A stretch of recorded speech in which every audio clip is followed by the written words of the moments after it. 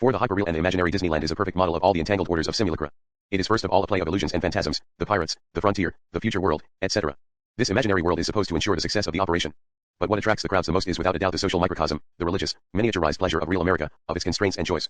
One parks outside and stands in line inside, one is altogether abandoned at the exit. The only phantasmagoria in this imaginary world lies in the tenderness and warmth of the crowd, and in the sufficient and excessive number of gadgets necessary to create the multitudinous effect.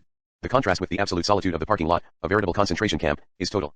Or, rather, inside, a whole panoply of gadgets magnetizes the crowd in directed flows. Outside, solitude is directed at a single gadget, the automobile.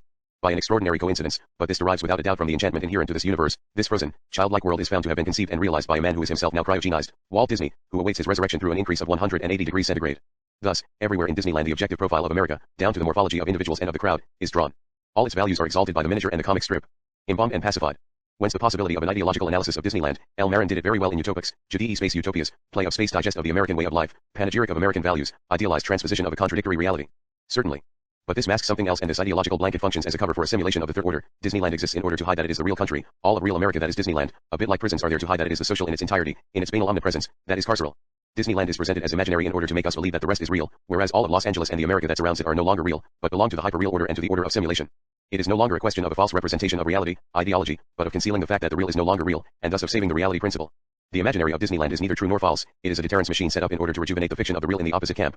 Whence the debility of this imaginary, its infantile degeneration. This world wants to be childish in order to make us believe that the adults are elsewhere, in the real world, and to conceal the fact that true childishness is everywhere, that it is that of the adults themselves who come here to act the child in order to foster illusions as to their real childishness. Disneyland is not the only one, however.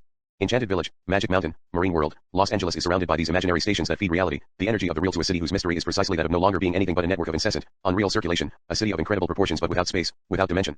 As much as electrical and atomic power stations, as much as cinema studios, this city, which is no longer anything but an immense scenario and a perpetual pan shot, needs this old imaginary like a sympathetic nervous system made up of childhood signals and fake phantasms.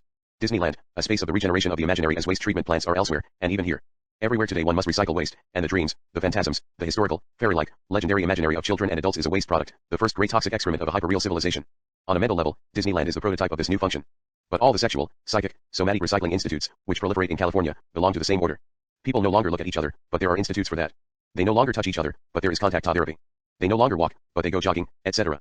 Everywhere one recycles lost faculties, or lost bodies, or lost sociality, or the lost taste for food. One reinvents penury, asceticism, vanished savage naturalness, natural food, health food, yoga.